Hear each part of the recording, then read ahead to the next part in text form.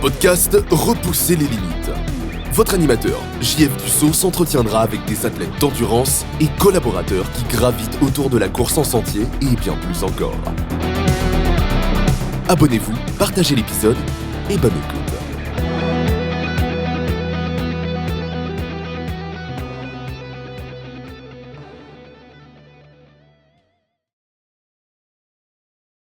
Bienvenue à Repousser les limites cette semaine. Je suis vraiment content. Je continue ma série spéciale Bromont. Je reçois une coach du club de trail de Bromont.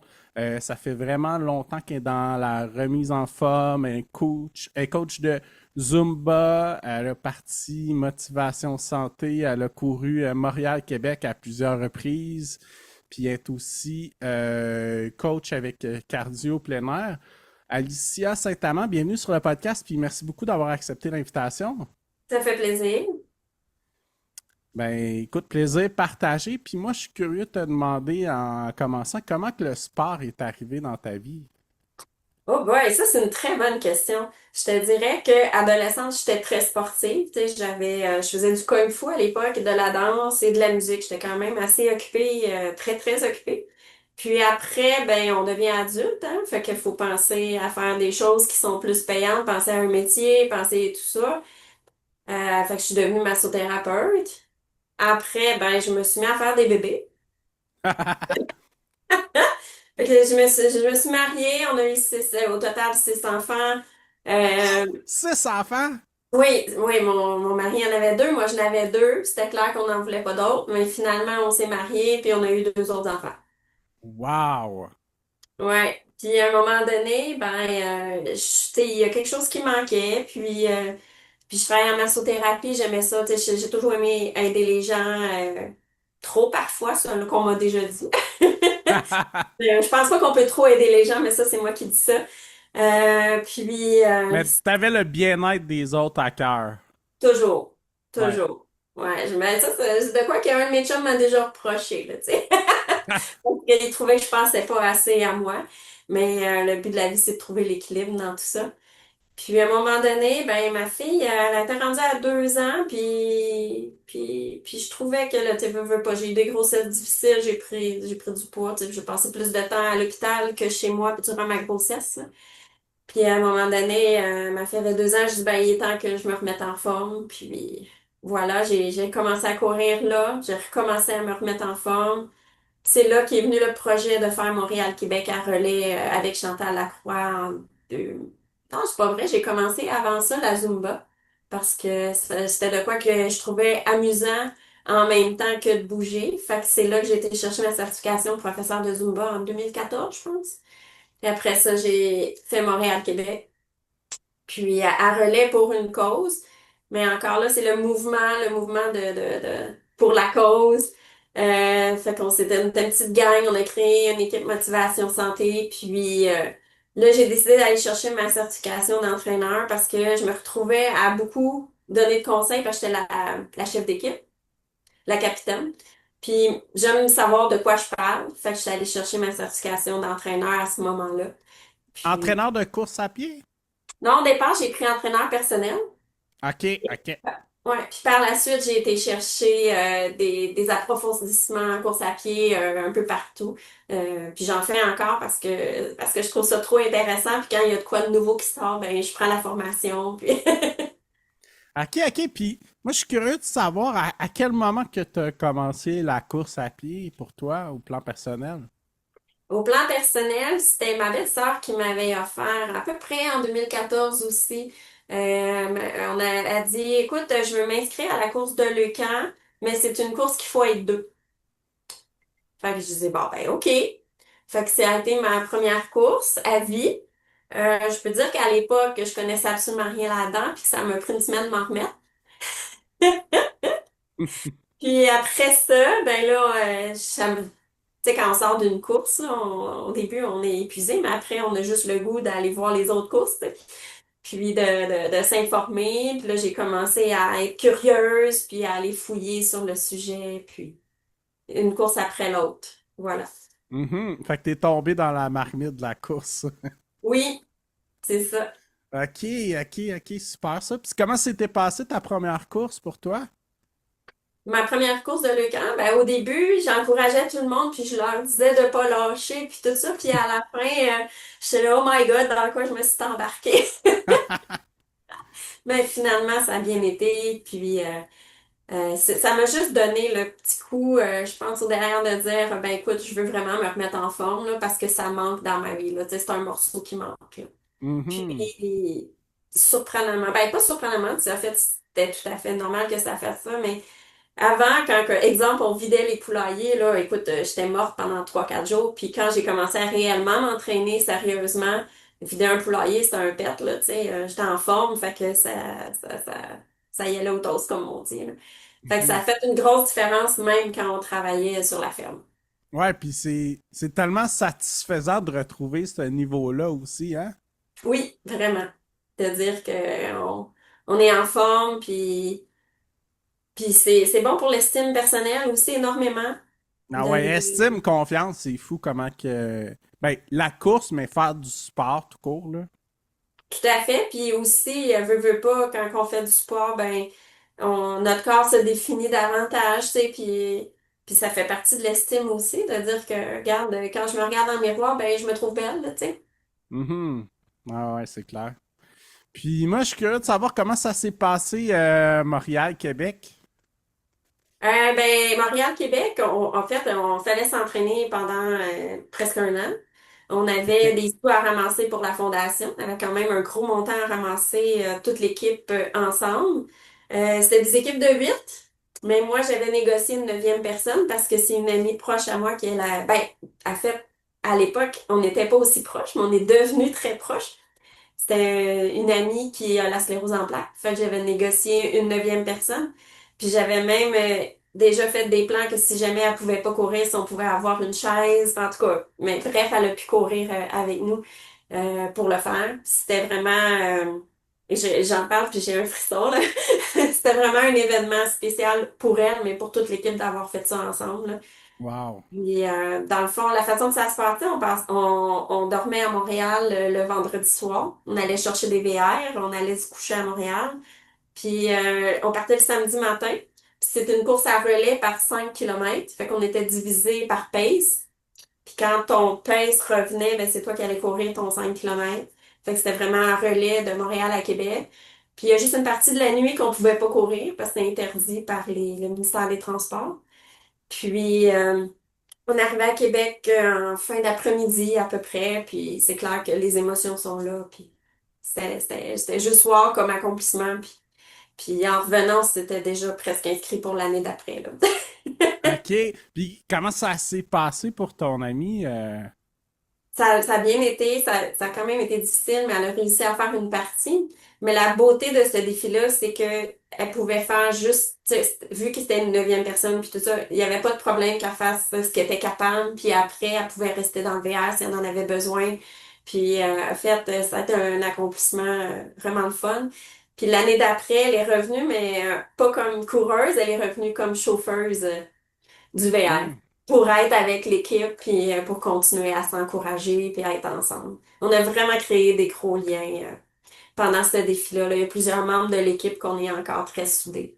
Hmm. Ouais, c'est fou comment que ça. C'est surtout des événements comme ça que j'imagine qui transforment un peu une vie, là. Oui, Puis oui, ça définitivement. crée des liens tellement forts, là. Ouais, définitivement. Puis je te dirais qu'il y a dans l'équipe, la moitié de l'équipe, on est resté des amis très, très, très proches. OK. Ah, c'est cool. Puis est-ce qu'ils font encore de la course à pied?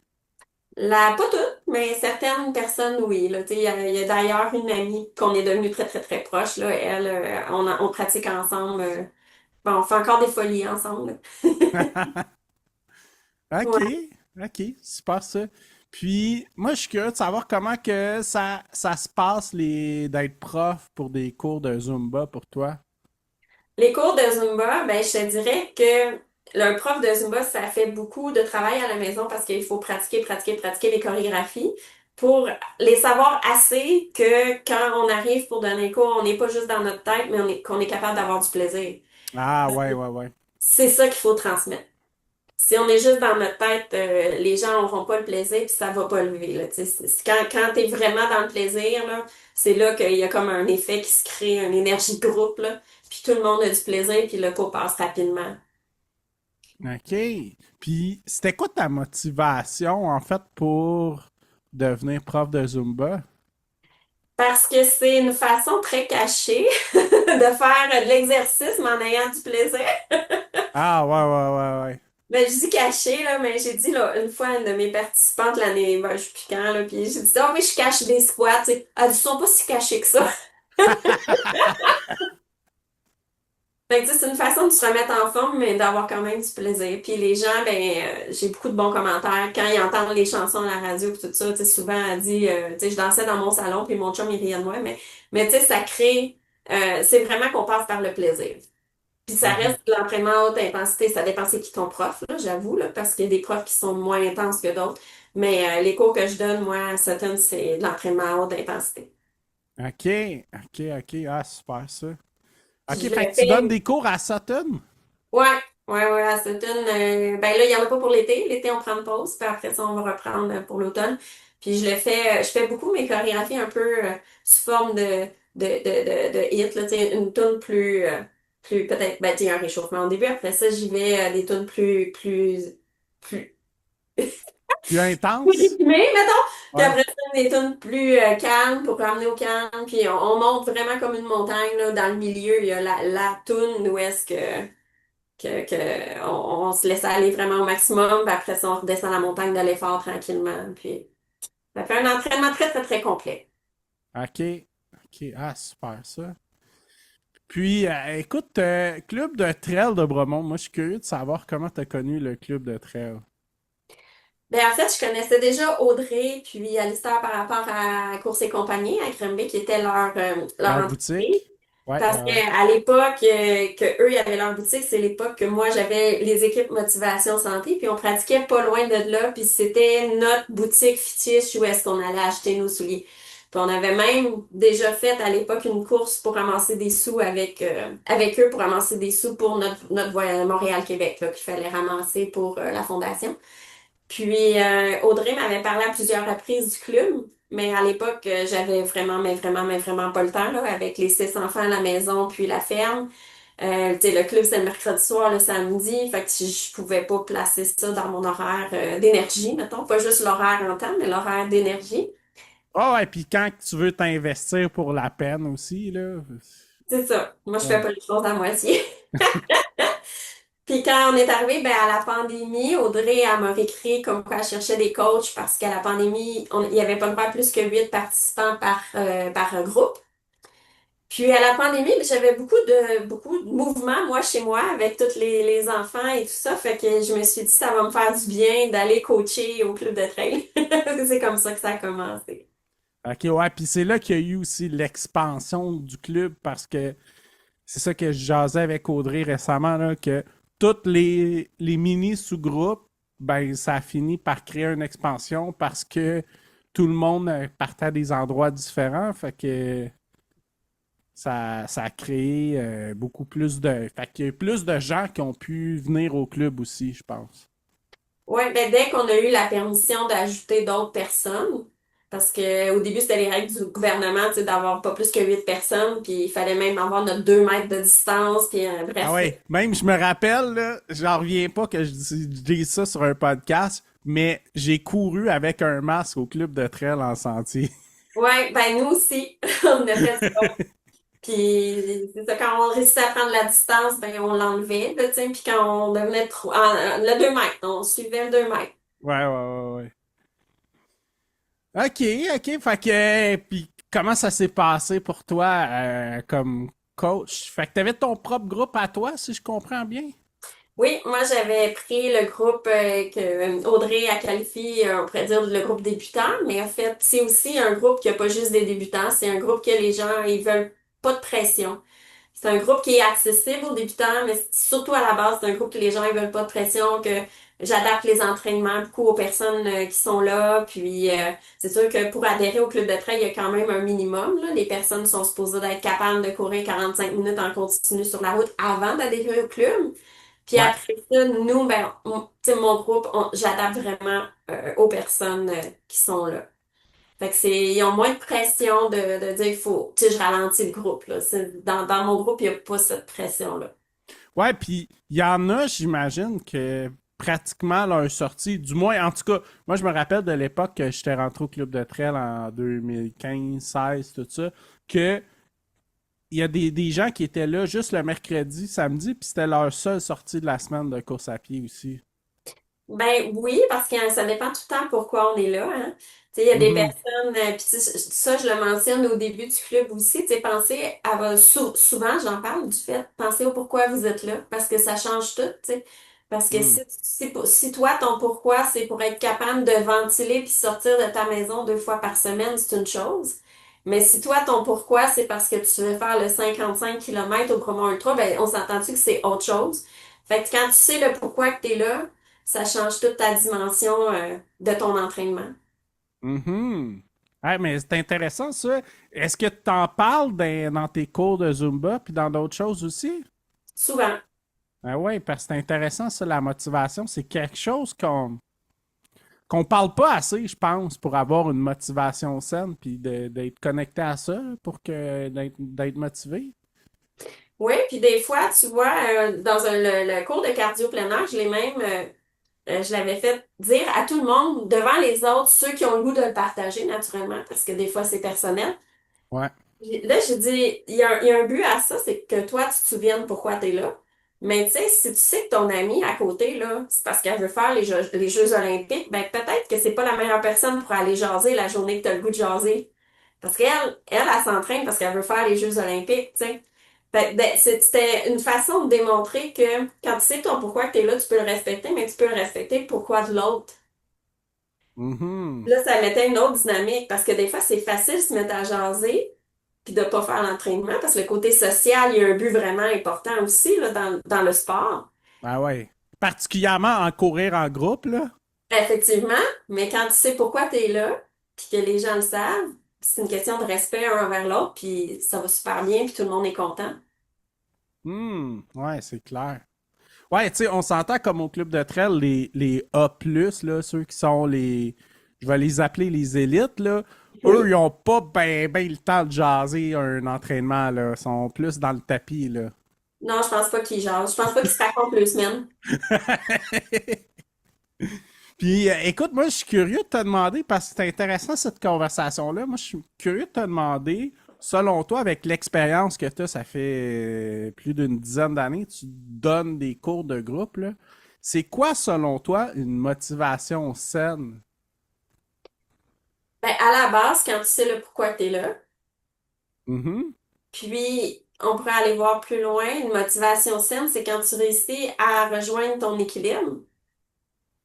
Puis l'équilibre d'une personne, c'est pas le même équilibre que l'autre personne à côté. Clairement, ouais. Puis ça dépend de tes objectifs. Mhm. Parce que si ton objectif il est très très haut, faut que tu acceptes d'être en déséquilibre pendant un court moment parce que faut que tu t'entraînes plus pour atteindre ton objectif. Fait que ça, Mhm. il y a beaucoup de points à ta question. Ouais, Beaucoup ouais, ouais, puis c'est dur de dire ça d'une façon objective puis pour tout le monde parce que c'est C'est du cas tellement par cas. personnel. Ouais. C'est du cas par cas. Puis c'est tellement du cas par cas, mais ça peut être en plus différent d'une journée à l'autre. Ah ouais, c'est vrai. Parce que quand même que tu voudrais faire les Jeux olympiques, si tu vis quelque chose de difficile, ça se peut que ça change ta motivation. Mhm.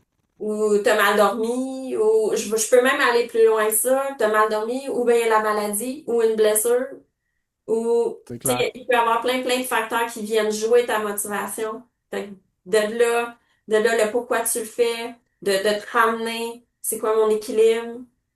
Mhm. Est-ce que mon objectif est toujours réaliste par rapport à ce que je vis en ce moment? Ouais, ouais, ouais.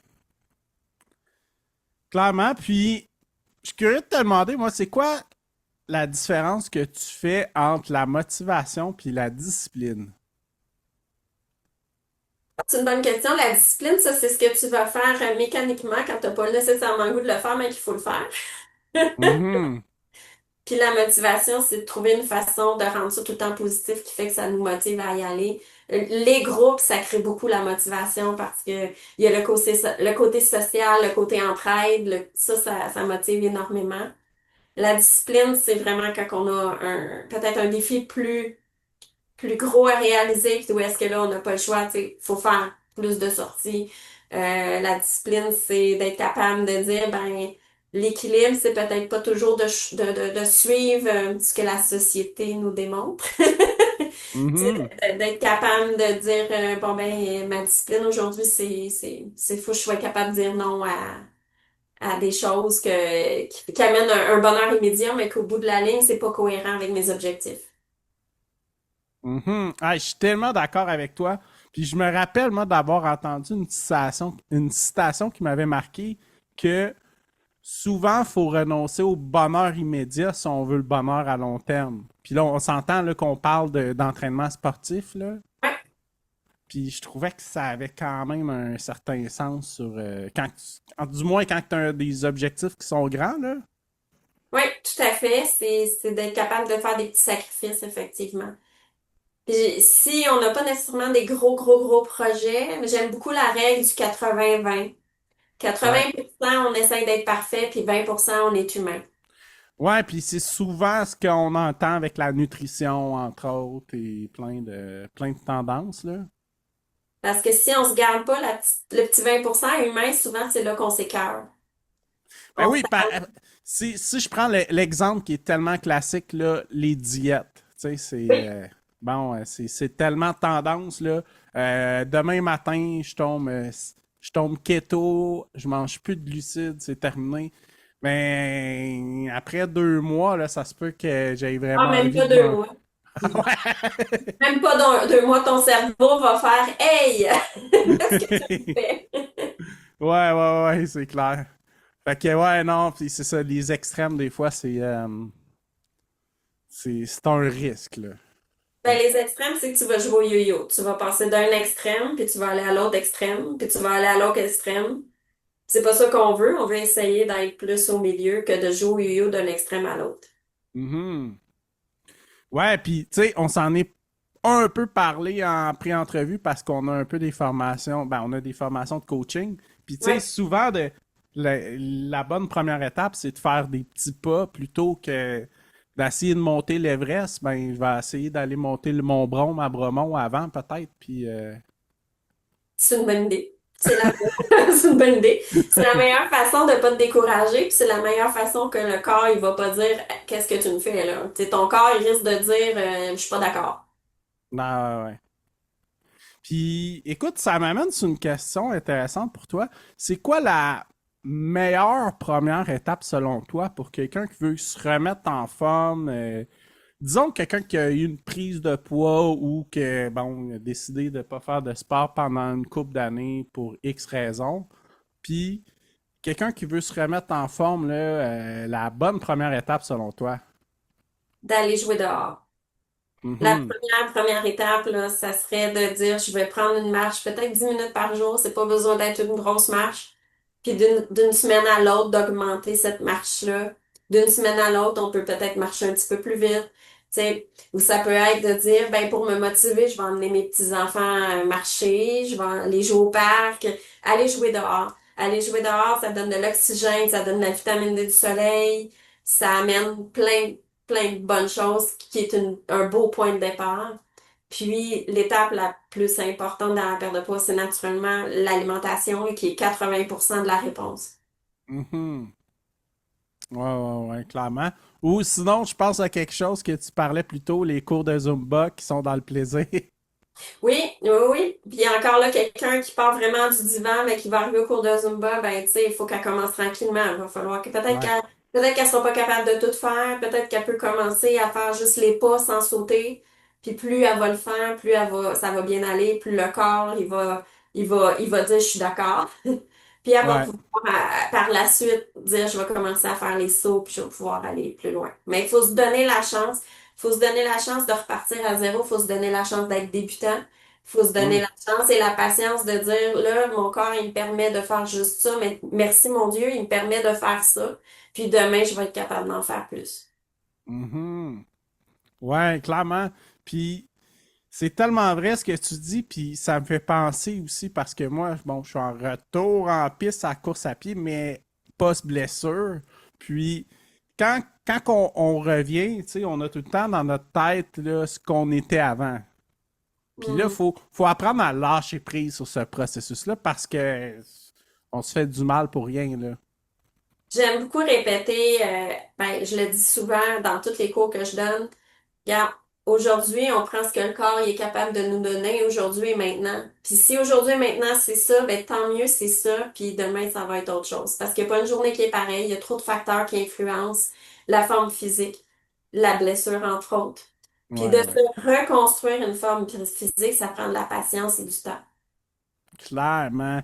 Puis c'est compliqué aussi, hein, parce qu'on est quand même dans une société que la gratification immédiate est tellement accessible dans plein de sphères de notre vie, là. Puis dans la C'est performance. On s- clairement, clairement. Puis qu'on le veuille ou non, les réseaux sociaux, ça l'amène cette dynamique-là. Même si on essaie de pas se comparer, mais il y a quand même tout le temps des fois des influences qu'on a, là.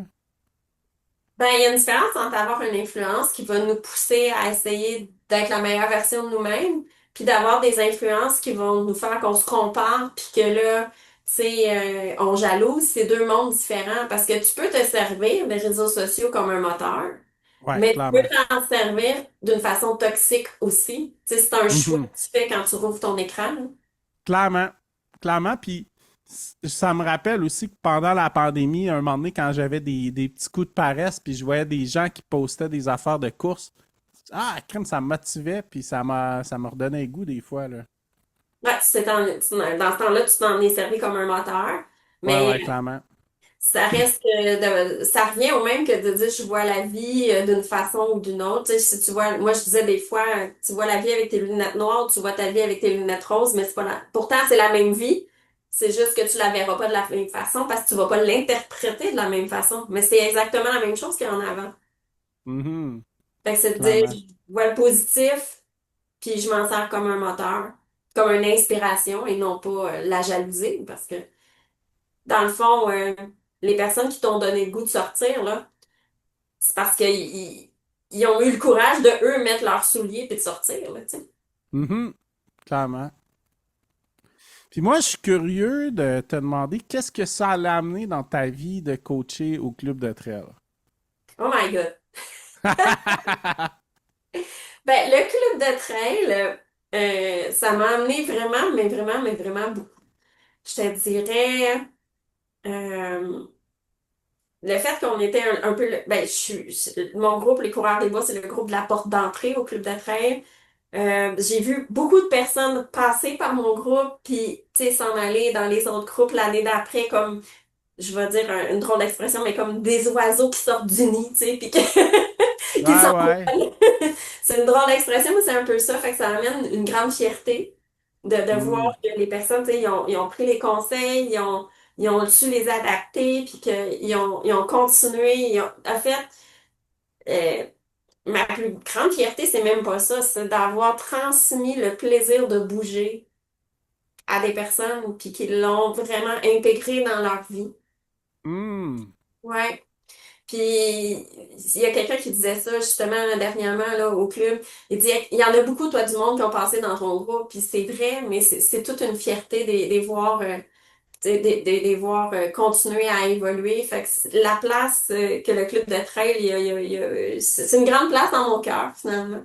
Parce que autant on a créé des gros liens on est une petite gang qui s'est serrée, là, que quand il y en a qui partent, là, ben, qui s'envolent, là, qui continue à progresser, puis que c'est juste beau à voir. Puis autant, autant s'ils décident de le faire pour le plaisir que s'ils décident de se faire des grandes courses, là, tu sais, le but, selon moi, c'est une façon de prendre soin de soi, là, de bouger, de jouer dehors. Ouais, puis je trouve ça intéressant que tu parles du plaisir en avant-plan parce que c'est tellement, tellement, tellement important. Puis pas longtemps avant, tu parlais de performance. Puis, tu sais, je pense que En tout cas, moi, selon ma vision, depuis les années que je fais du sport et de la course à pied, si le plaisir prédomine, le reste va suivre parce que c'est tellement le pilier le plus important à alimenter le plaisir parce que c'est le fun de prendre ça au sérieux parce qu'on aime notre sport, mais faut pas que ça prédomine sur les autres aspects. Puis ça, c'est selon moi. Mhm. Fait que je trouve ça vraiment intéressant que tu amènes cette dimension-là parce que c'est un aspect tellement essentiel, là. Là, tu vois, j'ai une amie qui a été 2 ans ou 3 ans dans mon groupe, je sais plus, 2 ou 3 ans. Puis, elle est montée de groupe, elle est 2 groupes plus haut aujourd'hui. Puis, à un moment donné, elle me dit, tu sais, elle dit, il y a une phrase que j'ai failli me faire tatouer, que tu nous as dit dans un de nos premiers cours. Écoute, je me rappelais pas de ça. Elle dit, tu nous as dit, si t'as pas de fun, t'abandonnes. OK? Oui, c'est pas de même que je l'ai dit, mais je comprends ce que tu veux dire. Parce que j'avais vraiment dit, quand t'as pas de plaisir, c'est sûr qu'un jour ou l'autre, tu vas finir par abandonner. C'est sûr.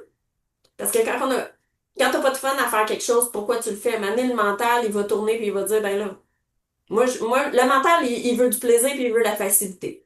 Fait que si t'as pas de fun, c'est sûr que tu vas abandonner. C'est Fait que clair.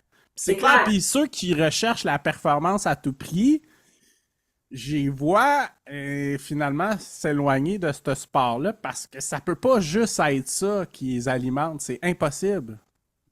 Non, c'est un tout. C'est un tout. Si t'es juste dans la performance, un jour, c'est sûr il faut qu'il en tire du plaisir, selon moi. Là, faudrait en parler à des ultra performants pour, Ouais. pour voir Ouais. qu'est-ce qui. Puis c'est correct aussi qu'on ait toutes des motivations différentes. Moi, je respecte ça à 100%. C'est juste que je, je pense que d'avoir juste la performance comme pilier, je suis pas, j'ai de la misère à m'imaginer que ça peut être une motivation saine et durable sur le temps, mais Surtout le côté durable, je ouais. pense.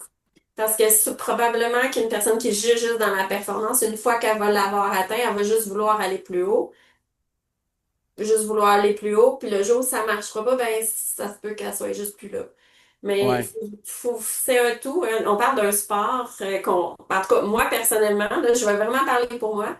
J'aimerais ça, mais j'ai 15 ans, être encore en train de courir dans la montagne. Puis je te dis que ça se peut parce que j'en ai dans mon groupe en haut de 70 ans. Il y en a dans d'autres groupes qui ont en haut de 70 ans au club de trail. Mhm. Puis moi, c'est ce que je prédomine. Et je pense que moi, je parle de mon corps physique à moi, que quand je vais trop, trop, trop dans la performance, bien, je me blesse, puis à long terme, c'est pas nécessairement bon pour les articulations puis tout ça, d'être trop, trop, trop, trop.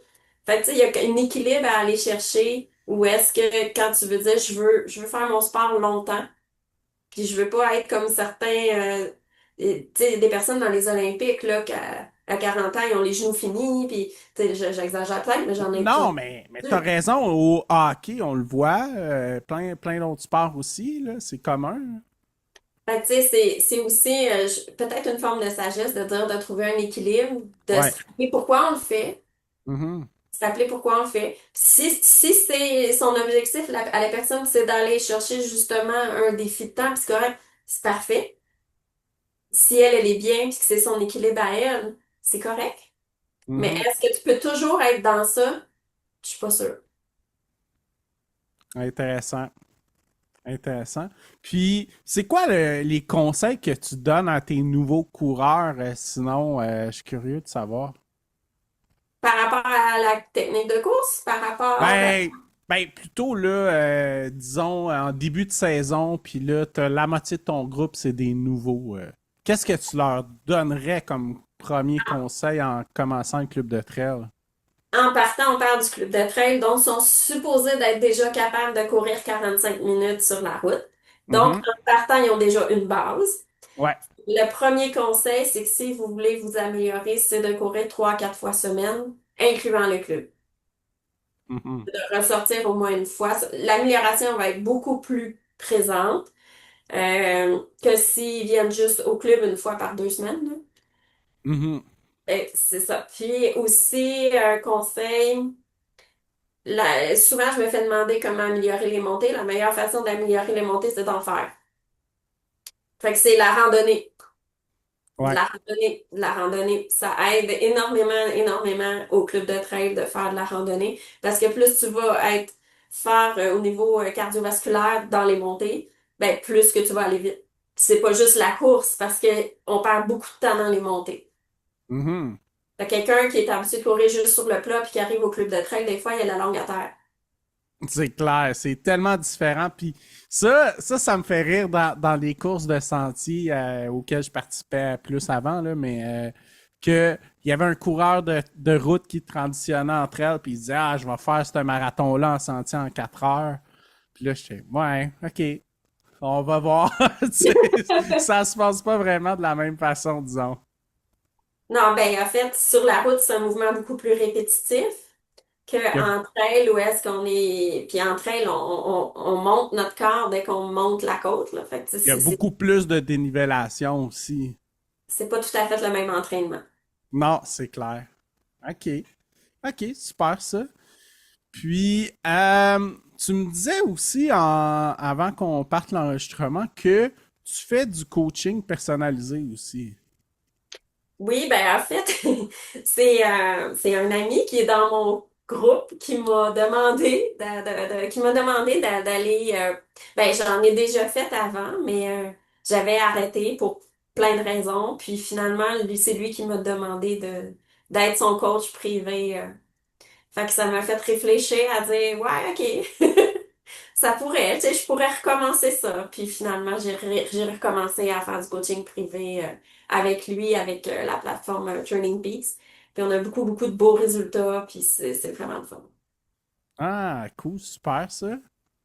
OK, excellent. Puis, on s'est parlé aussi en pré-entrevue, tu sais, tu as fait quand même beaucoup de formations, de développement personnel. Tu sais, moi, je considère que j'en ai fait, là, mais tu en as fait encore plus que moi. Puis, je suis curieux de te demander, c'est quelle formation pour toi qui a été la plus impactante que tu as faite? Oh, la plus impactante sur ma vie personnelle et professionnelle, mettons. Ouais, ouais, ouais.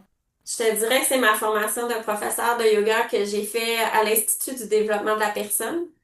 OK. Puis ça, c'est quand même assez étrange parce que, tu sais, quand on dit qu'on a des signes dans la vie, là, euh, la première fois que j'en ai entendu parler, c'était une cliente à moi en massothérapie que, à un moment donné, tu sais, elle vient me voir parce que ça allait pas du tout dans sa vie, puis que finalement, en tout cas, bref, ça allait pas bien.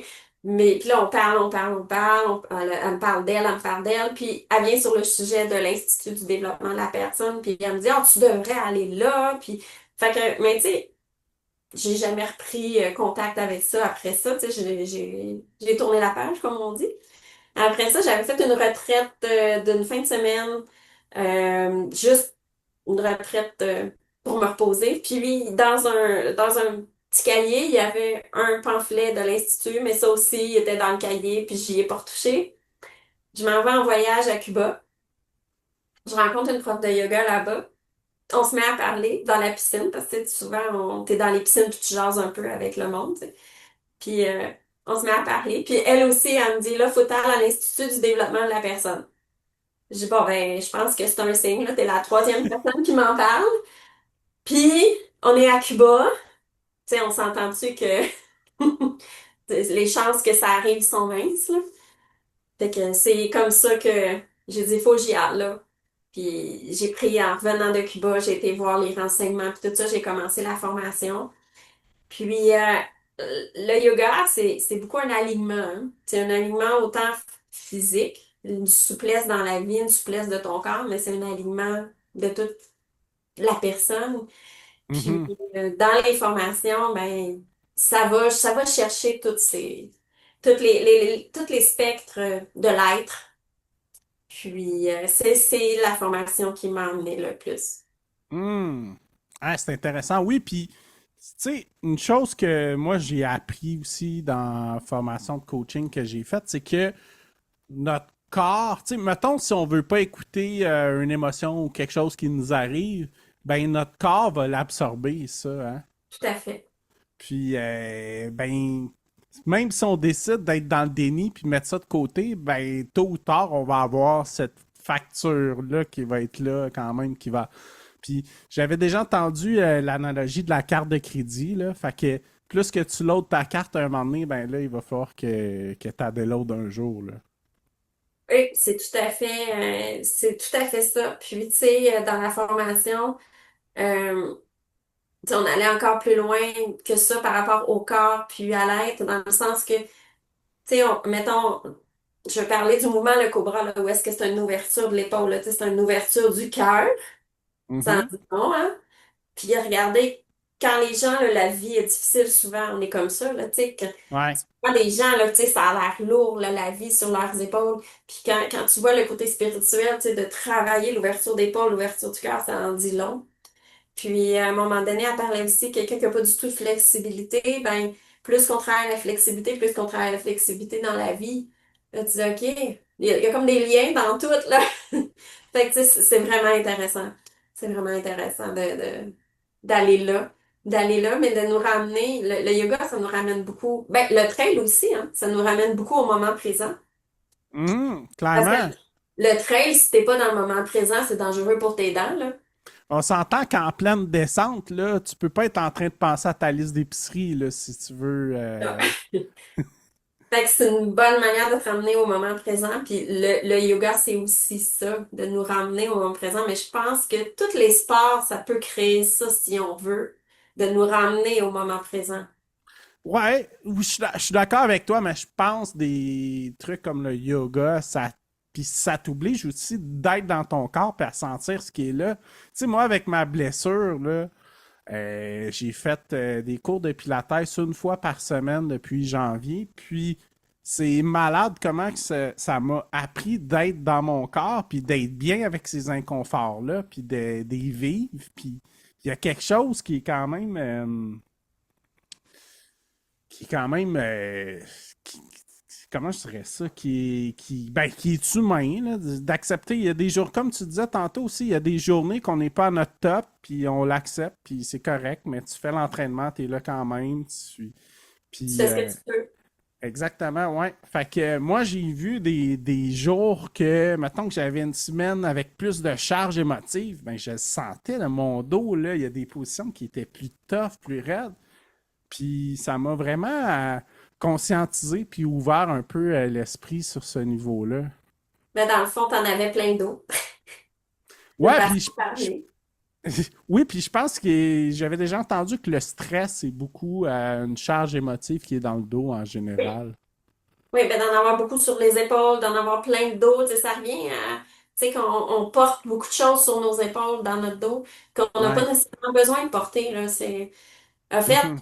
pas, souvent, ce que j'aime dire aussi, c'est, regarde, en ce moment, là, on n'a pas besoin, t'as pas besoin de le porter, là. Laisse-les là-bas, là. On vient faire autre chose ici.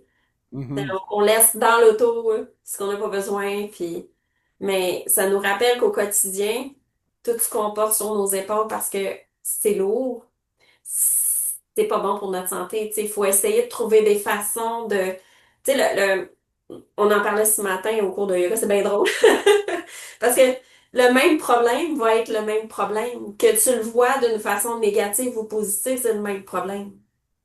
Tu Mhm. sais, mais si tu le vois d'une façon positive, tu vas être en mode solution. Si tu le vois d'une façon négative, ton problème, tu vas juste ruminer parce que t'es en mode, t'es pas dans le bon mode.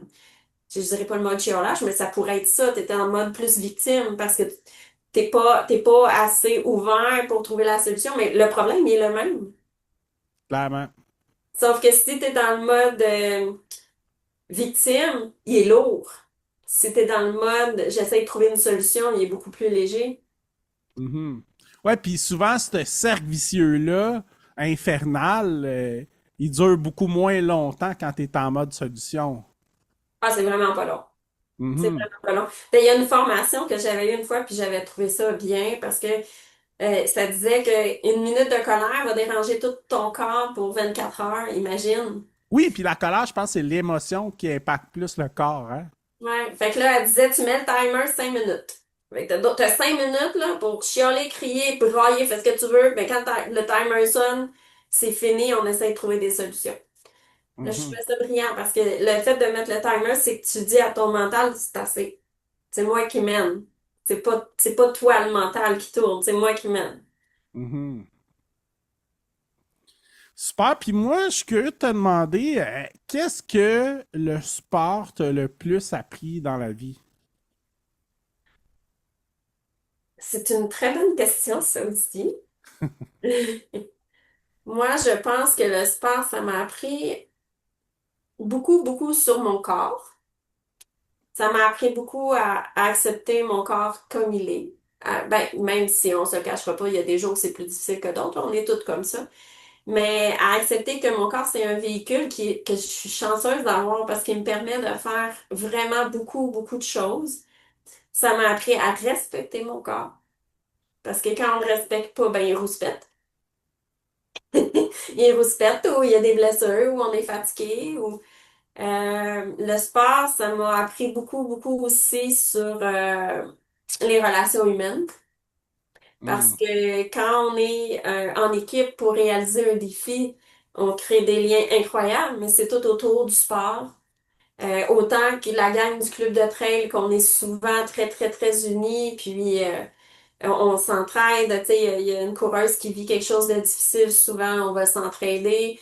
Vraiment, ça ramène le côté humain beaucoup. Mais encore là, il y a quelqu'un qui pourrait dire ça dépend qui, ça dépend quel groupe, ça dépend où, ça dépend.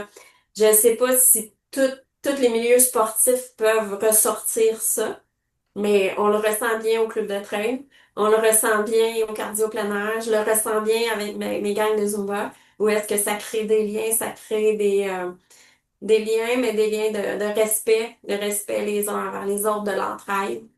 Je ne sais pas si les équipes olympiques qui vivent ça, j'en ai aucune idée, je leur souhaite. Mais autant au niveau humain, je pense. C'est ce que ça Mhm. m'apporte le plus. Super. Puis, écoute, tu viens de parler de cardio plein air. Je suis curieux de savoir, moi, c'est quoi les cours que tu donnes au cardio plein air? En ce moment, je donne le cardio-musculation, le cardio-jogging, le plein air yoga.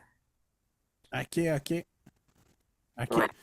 c'est lequel ton cours préféré? Oh!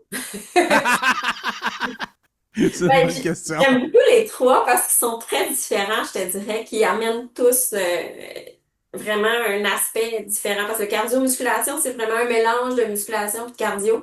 Puis je pense que c'est un beau mix qui fait un entraînement très complet. Le cardio-jogging, ben, c'est sûr que je tripe sur la course à pied, fait que c'est un petit peu mon dada aussi. Mais tu sais, on pourrait pas courir 24 heures par jour à tous les jours. Fait que c'est comme deux morceaux de casse-tête qui s'emboîtent bien. Puis le plein air yoga, ben ça c'est comme la cerise sur une sundae parce que c'est essentiel d'aller chercher de toute façon de la souplesse. Puis ça me permet, en fait, le plein air yoga, c'est le dernier cours de la semaine que je donne. Puis on dirait qu'il me ramène tout parfait où est-ce que je dis ah ça fait du bien, tu sais. Je sais pas comment l'expliquer, mais on dirait que ça me Un, met les muscles à la bonne place. Puis un genre d'alignement, là. ouais. Fait que ça me ramène tout à dire, bon, ben écoute, j'ai eu une belle semaine, ça me raligne, puis ça fait comme un tout. Fait que finalement, je peux pas dire lequel que j'aime le plus parce que je les aime toutes. Mhm. Je pourrais même pas dire si j'aime le plus le Zumba, le club de train, parce que c'est tout différent, c'est tous des mondes complètement différents. Mhm. Ouais, puis chacun ont toutes leurs forces, peu importe quoi, là, c'est tout est positif. Mais moi, je suis curieux de savoir, depuis que tu fais du yoga, est-ce que ça fait de toi une meilleure coureuse? Définitivement que oui. Définitivement que oui, parce que ben, dans le yoga, tu as beaucoup de renforcement, mais tu as beaucoup d'étirement aussi. Puis les deux, c'est nécessaire pour être une bonne coureuse. Donc, Mhm. puis c'est définitivement, je suis une meilleure coureuse et définitivement euh, beaucoup moins de risques de blessures. Comme exemple, je le répète souvent à mes filles, puis ils sont peut-être tannés de l'entendre. Je dis mes filles parce que j'ai plus de filles que de dans mes Ben, yoga, c'est un peu plus. Puis même Pilates, c'est relativement plus genre féminine. Ouais, ouais, Mais yoga encore plus, je crois. mais là, c'est en cardio-musculation que je fais, je le répète souvent parce qu'on a quelques mouvements qu'on travaille beaucoup les stabilisateurs de la cheville et l'équilibre. Puis, tu sais, j'avais lu ben, j'ai eu une formation qui disait que travailler, renforcer la cheville, ça diminue les risques d'entorse sévère de 38%. Puis là, il risque de moi, parce que j'ai dit 38%, mais pas 39, là, tu sais. Mais c'est vrai. Puis, tu sais, il y en a une qui me l'a encore dit ce matin. Elle dit, tu sais, en fin de semaine, je me suis viré la cheville, puis je me suis même pas fait mal. Puis elle a dit, là, j'ai pensé à ton 38%. Parce qu'elle dit, ce qu'on fait, là, ben, il y a une raison pourquoi on le fait, puis c'est vrai que ça marche, là, tu sais, de renforcer nos chevilles, de renforcer, le renforcement et les étirements, c'est vrai que ça marche. Mhm. Puis, selon toi, c'est quoi les meilleurs exercices de renforcement pour un coureur? Disons un coureur en sentier. Un coureur en sentier, les meilleurs exercices de renforcement, la randonnée. Clairement. Au-delà de la randonnée, ben, c'est une très bonne question. Les renforcements des jambes, définitivement. Mais les abdos sont hyper importants aussi parce que veux pas, quand on monte, le tronc, il bouge énormément. C'est le Moi, soutien, hein, ouais. je pense qu'il faut tout renforcer pareil. Parce que pour être équilibré dans notre... tu sais, c'est bon de tout équilibrer en même temps, de nos stabilisateurs soient forts de partout. Moi, je dirais un renforcement global. Pas Mhm. juste faire un, mais tout faire. Et Mhm. ajouter des étirements. Il y a définitivement le soir, les étirements ou le yoga pour aller prévenir les blessures. Parce que plus que tu t'entraînes, plus que tes muscles créent des micro-déchirures, plus qu'ils créent des adhérences, plus qu'ils créent des adhérences, moins ils ont de souplesse. Quand ils ont plus de souplesse, qu'est-ce qui arrive? Des blessures, des Mhm. claquages. Ça donne une pression sur le genou. Pourquoi il y a une pression sur le genou? Souvent, c'est le quadriceps qui est comme trop tight, qui manque de souplesse. Fait que étirement, étirement, renforcement, puis même le rouleau à pâte, le rouleau à Ouais, muscle. ouais. Ouais. Selon toi, là, je vais te donner un scénario typique là, d'un coureur qui court 5 fois semaine. OK, OK. mettons, Il puis est motivé.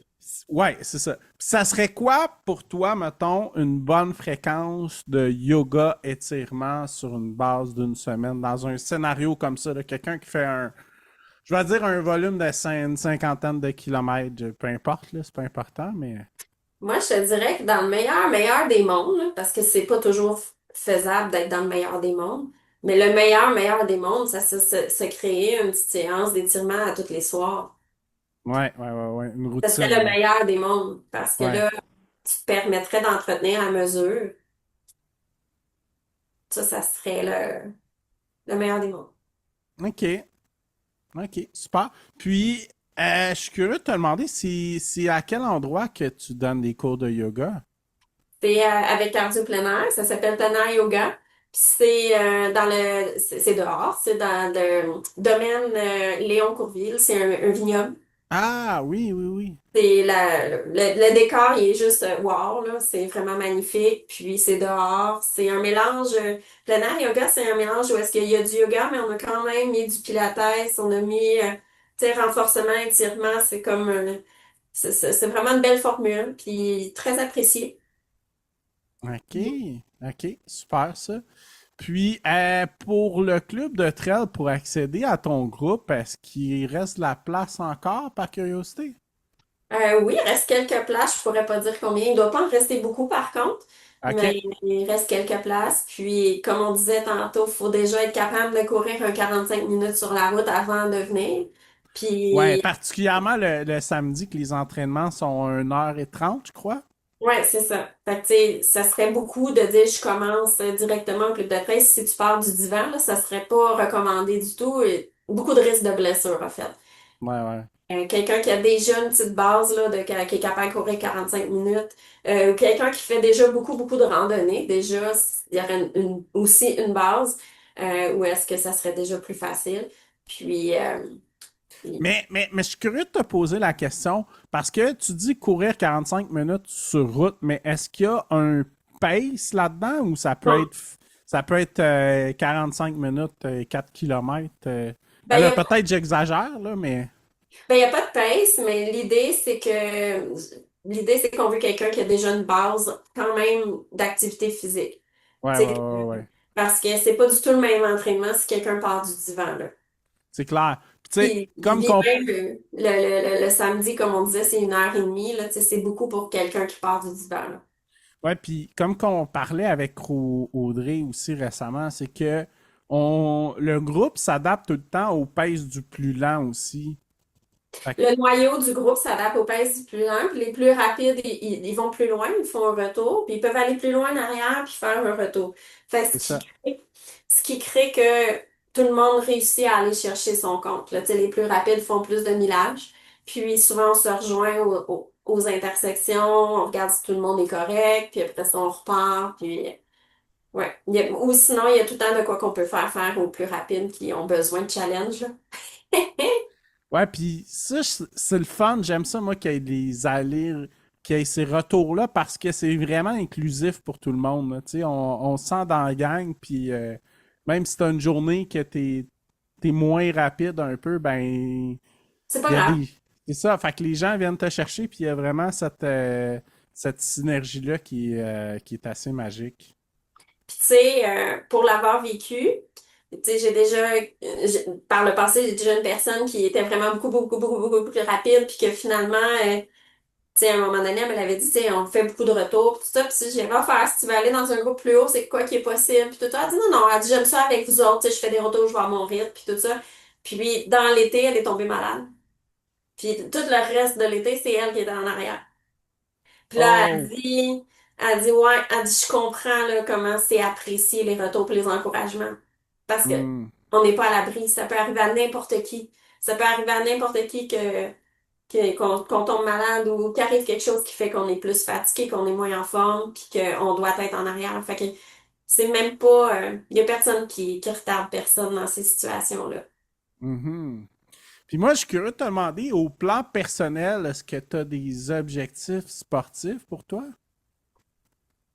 Euh, ben, je te dirais que je cours beaucoup, beaucoup avec les personnes que je cours. Je cours beaucoup, beaucoup. J'ai ma meilleure amie, puis on court beaucoup ensemble. On va faire d'ailleurs le 21 km de Granby, au demi-marathon de Granby. On est supposé faire 10 km. Ben, on a dit on va faire juste le 10 km d'Arcana parce qu'on veut faire le défi des 5 sommets à Charlevoix en même temps. OK. Euh, puis là, on se disait, bon, est-ce que je m'inscris au BU? Mais là, j'ai un athlète qui s'inscrit au BU, fait qu'on a dit on va être son équipe. On va aller s'occuper de lui pendant le BU, on va être son équipe. Fait que j'ai- à part ça, j'ai des petits rêves à gauche et à droite qui naissent, mais des objectifs réellement sportifs de performance, non. De m'amuser et d'accomplir, oui. C'est comme là, dimanche, on est allé faire à Sutton pour le fun, je dis ça de même. Tu sais, Sommet des Hollandais, on a fait le dos d'Orignal, après ça, on est passé par le Mont Gagnon, après ça, le lac Spruce, après ça, on est revenu. Tu sais, c'est une grosse, grosse sortie. Mais est-ce qu'on a toujours besoin d'avoir un dossard pour dire je me réalise dans un sport que j'aime? Je pense que non. On peut se réaliser dans un sport qu'on aime n'importe quelle façon. On n'a pas nécessairement besoin d'un dossard pour ça. Tu sais, on s'est ramassé une gang d'amis, puis on est allé faire ça, puis on a eu bien du fun. Fait que ça dépend. On revient au pourquoi on le fait. Mhm. On revient au pourquoi on le fait. Là, il y a un petit rêve qui est né peut-être dans le coin. Là, je sais pas si je vais aller vers ça, là, mais là, je me dis peut-être le marathon des sables, un moment donné, pour le trip. Là, tu sais, je sais pas, on verra. Mhm. Puis je trouve ça tellement intéressant que tu dis ça qu'on n'a pas toujours besoin d'un dossard. Puis moi, j'ai tellement aimé que la pandémie amène cette ouverture-là parce que, tu sais, un moment donné, c'était rendu, ça commençait à devenir de plus en plus contingenté, les événements, puis tout. Puis là, il y a eu la pandémie qui a amené ça, de faire des défis personnels. Bon, le Mhm. tour de l'île de Montréal, peu importe quoi, là, tu sais, il y a eu plein de traversées ou des trucs comme ça qui se sont faites. Puis ça a vraiment amené une nouvelle dimension, puis un nouveau souffle à ça. Puis je trouve ça intéressant que ça perdure dans le temps, puis que ça amène aussi des idées qu'on n'a pas juste besoin d'avoir un dossard puis un temps enregistré pour que ça soit vrai, tu sais. Ben non. Si tu as fait un demi-marathon, tu l'as fait. C'est vingt et Mhm. un kilomètres. Quand même, tu l'as fait dans ta rue chez toi ou que tu l'as fait devant 3 000 personnes, c'est la même chose. C'est un Vraiment. demi-marathon. Mhm. Puis, tu sais, moi, j'ai autant de plaisir à faire des activités en groupe comme on a fait là, juste pour le plaisir, ou comme un camp de trail où est-ce qu'on s'en va juste jouer dans la montagne puis avoir du plaisir. Tu sais, on a fait du millage, mais c'était le fun. C'était le but, c'était de pratiquer un sport qu'on aime, là. C'était pas nécessairement de dire bon ben faut absolument faire ça. Tu sais, en tout cas, bref. C'est ce que je pense. Je pense on peut pratiquer un sport qu'on aime sans nécessairement être inscrit à des événements officiels. Clairement. Puis de s'enlever cette pression-là, parce que c'est une pression. On est obligé d'avoir cette pression-là? Mhm. Ça dépend de nos objectifs. Ouais, c'est clair. Moi, j'ai déjà eu quelqu'un qui souffrait de stress de performance. Puis je dis, oui, mais est-ce que tu veux aller aux Olympiques? Elle m'a regardé, elle a dit non. Je dis, ben, arrête de stresser, c'est juste une course. Mhm. Moi, j'avais eu quelqu'un aussi qui m'avait contacté, je vais garder l'histoire floue, mais qui était un nouvel ambassadeur pour des produits de sport. Puis là, il me disait, hey, je trouve ça tough un peu cet aspect-là de performance, puis tout. Puis, mais on n'a pas besoin d'être performant. La première chose, ça revient à ce qu'on disait tantôt. Si le plaisir est là, le reste devrait s'en découler parce que tu sais, il y a peu de monde qui gagne sa vie à faire de la course à pied, puis ça devrait être pour le plaisir, ça devrait faire partie des éléments en top de la liste, à mon avis, là. Ouais, puis tu sais, si souvent les gens, quand tu leur demandes pourquoi tu cours, la première réponse qu'ils vont dire, ben, c'est pour être en forme pour ma santé. OK. Mhm. Mais si c'est en forme pour ta santé, as-tu besoin de courir 4 minutes du kilomètre? C'est un bon point. Non. Pour être en forme pour ta santé, faut que tu t'amuses, puis il faut que tu bouges. Mhm. Parce que là, c'est la santé mentale qui prend le bord aussi. C'est clair. C'est clair. Puis, je suis curieux de te demander, moi, ça serait quoi le meilleur endroit pour te contacter si y a quelqu'un qui écoute, qui aimerait ça, se faire suivre en coaching par toi? Ben, c'est très facile de communiquer avec moi par Messenger, par Facebook. D'ailleurs, tu sais, tout le monde a une raison différente d'avoir Facebook. Moi, ma raison d'avoir Facebook, c'est d'essayer d'aider comment je pourrais dire, inspirer les gens au bien-être et à l'équilibre. Je crois que c'est la raison de vivre de mon Facebook. Je crois que sinon, il n'existerait pas. Fait que c'est ça. Super. OK, excellent ça, ouais. Puis, tu sais, j'en ai parlé tantôt aussi que la pandémie, il y avait plein de partages sportifs. Puis j'ai vraiment comme recommencé à aimer les réseaux sociaux quand que je voyais plein de partages sportifs comme ça qui m'inspiraient parce que, comme tu disais tantôt, c'est nous qui décidons de comment qu'on s'en sert, hein? Tout à fait. Tout à fait. Puis je pense que c'est vraiment important que les gens soient de plus en plus sensibilisés à ça, que on n'est pas obligé d'être dans la jalousie si c'est un choix. Que Mhm. si on ressent ce sentiment-là, ben on peut réfléchir de voir qu'il y a une autre façon de le voir. On peut s'inspirer des gens à la place. Puis s'inspirer, ça veut pas dire idéaliser quelqu'un, là, c'est pas ça pantoute, là. Ça veut dire que, tu sais, s'inspirer de dire si cette personne-là est capable d'être en forme, moi aussi, je suis peut-être capable de le faire. Tu sais, je suis peut-être capable de mettre mes souliers et d'y aller. Tu sais, c'est ça, inspirer les gens, c'est se donner le goût. Tu sais, comme quand toi, t'es as vus, ça te donnait le goût de sortir. Mhm. Ouais, puis moi, à mon tour, je me suis dit, hey, faut que je mette des stories de moi qui va courir. Ça m'a inspiré. Fait que je me suis dit, ben, je vais essayer de contaminer quelqu'un positivement aujourd'hui aussi. Puis, par hasard, 2 semaines après, j'ai deux, trois personnes qui m'ont écrit, hey, merci, ça m'a permis de sortir de mon divan. Ça m'a donné le Yes! goût. Ouais, fait que, tu sais, je pense que ça serait bien même qu'on continue à contaminer des gens parce que c'est une belle pandémie positive, ça. Clairement. Puis, je suis tellement content. J'ai entendu ça récemment que tu sais, il y a de plus en plus de médecins aussi qui prescrivent ça comme antidépresseur, le sport. Puis, c'est tellement cool d'entendre ça parce que je pense que ça coûte pas grand-chose. En plus, on est en santé. Puis, ça crée un écosystème qui est pas mal gagnant, là. Oui, puis tout dépendamment de où la personne elle s'inscrit, si la personne elle a besoin d'une vie sociale, souvent le sport va permettre ça aussi.